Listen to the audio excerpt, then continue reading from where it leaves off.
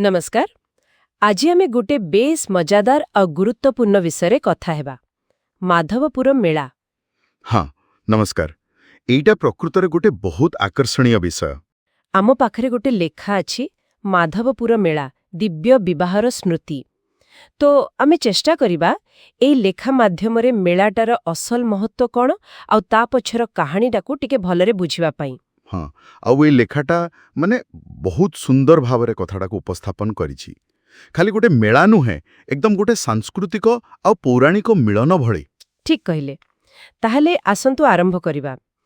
एई जो माधवपुर मेला कथा आमे कहुछे एटा मूलत कोन पई माने केउ कथाकू नै एते बडा आयोजन। ए माने लेखारे बहुत स्पष्ट भावरे कुहा जाइछि जानिचंती। ए मेलाटा मुख्यतः आम भगवान कृष्ण और देवी रुक्मिणींकर जो पवित्र विवाह होइथिला। ओहो विवाह। हाँ तांकर से दिव्य विवाहर स्मृति रे ही पालन करा जाए। आउ एठी जहा बेसी माने आकर्षणीय सेटा हला सेठाकार लोकंक विश्वास और जो किंबदंती अछि। हाँ जहा एई जगाटाकू से पौराणिक विवाह सहित जोड़ी दैछि। बा ए कथा तो बहुत इंटरेस्टिंग लागुछि। ताहले पूर्ण लोके सत्तरे विश्वास करंती जे माधवपुर रे ही ए विवाह हेइथिला। ए विषय लेखारे आउ कोन अछि? हाँ हाँ एकदम लेखाटा सेई लोकप्रिय विश्वास उपरे ही बेसी गुरुत्व दैछि। किंबदंती कुहे जेतेबेले भगवान कृष्ण देवी रुक्मिणींकु विदर्भरू माने तांको राज्यरू नेई आसिले। हाँ हरण करी आनिथिले जोटा कुहंती। हाँ तापरे से एई माधवपुर घेड़ बोली जो जगह सेइठी ही तांको विवाह करिथिले।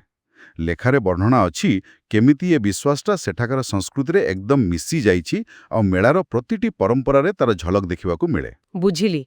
ताहले एई जो मेला हुए सेथिरे से विवाहर किछि प्रतिफलन देखा जाए कि माने किछि खास रीतिनीति पालन हुए लेखारे सेमति किछि कुहा जायछि? हाँ निश्चित भावरे देखंतु लेखारे कुहा जाइछि जे मेला बेले गोटे प्रतीकात्मक विवाह उत्सव करा जाए। ओहो प्रतीकात्मक। हाँ माने भगवान कृष्णंकर गोटे मूर्ति को बहुत सुंदर भावे सजेइकी गोटे रथरे बसेइकी शोभायात्रा रे अणा जाए पूरा बर आसिला भଳି। अच्छा अच्छा। आउ सेमिति देवी रुक्मिणी को भी सजेइकी विवाह मंडप को अणा जाए। एई उत्सव रे खाली जे पूजा पाठ हुए ता नुहे एथिरे सेठाकार लोकनृत्य संगीत आउ जेते सबु पारंपरिक कला अछि से सबुर प्रदर्शन भी हुए। माने पूरा कहानीटाकू जीवंत कर दियंती से माने। आउ गोटे गुरुत्वपूर्ण कथा भी लेखारी अछि। एई मेलाटा पूर्व भारत आउ उत्तर पूर्व भारत भितरे जो सांस्कृतिक संपर्क अछि ताकू भी आहुरी मजबूत करे।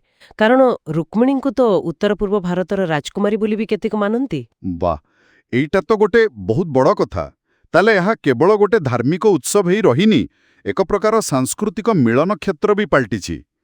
तेबे एई जो आमे आलोचना कले ए लेखारो आमे मुख्यतः कौन बुझिले मोटामोटी सार कथाटा कौन? देखंतु मो हिसाब रे मुख्य कथा हैला माधवपुर मेला खाली गोटे वर्ष को थरे होउथिबा मेला नुहे।